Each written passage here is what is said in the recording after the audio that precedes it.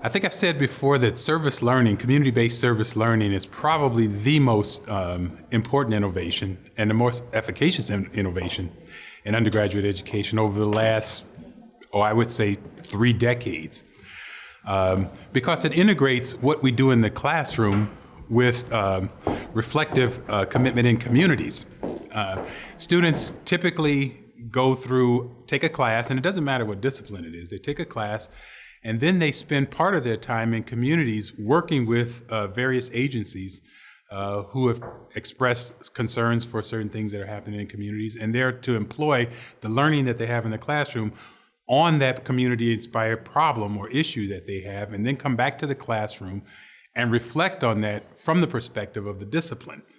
Now, what it does, it allows the faculty person to teach in a different way and to think about the relevancy of the subject matter. It allows the students to connect the subject matter to something that's relevant to them or important to them. And it also allows them to see in real time what they've learned, the value of what they learn on the ground. For communities, it provides some immediate support for concerns that they have at that time. The downside to service learning is that it's oftentimes not stretched across semesters. So the time period for students to engage communities is truncated by the structure we have in post-secondary education, and that needs to be worked on. 3 that I think of, there's like a lot of them for sure, things that can be done right now. We could actually stretch the time period in a term. I think we don't have to operate on a 13-week knowledge problem sort of paradigm. I think our students learn 24/7. I think the kind of challenges they're going to be facing aren't restricted to a time period. I think we could be a lot more flexible in offering 15-week, 20-week, 26-week course offerings, particularly if we're going to connect it to activities outside of the classroom. But we need to stretch and be more flexible with the time period for terms in which students learn.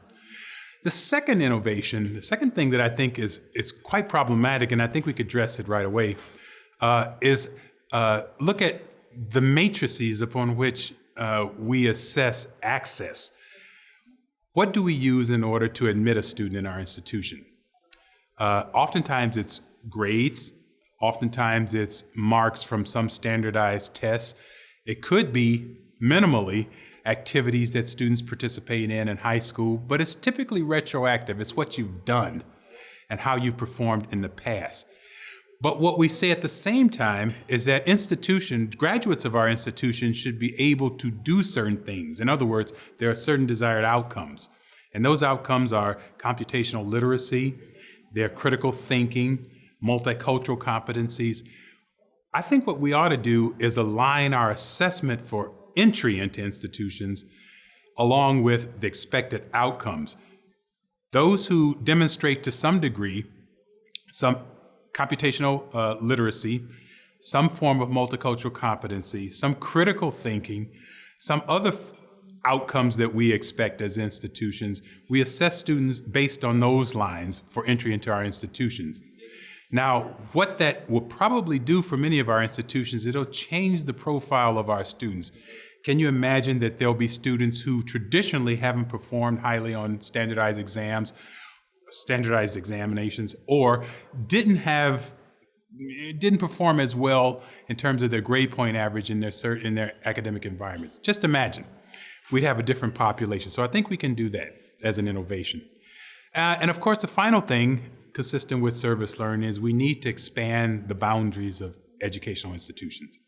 We need to let students learn in every place they can learn. We need to build environments for students to learn that are very different than the environments that we currently have, because students learn now 24/7 through various forms of social media, other forms of technology, and it's all in real time, and it's all consistent with how they've been brought up to receive, process, and make meaning out of information. So extend the boundaries of our institutions, extend the time, and assess based on what we want to happen as opposed to what has happened in the past in order to help students succeed.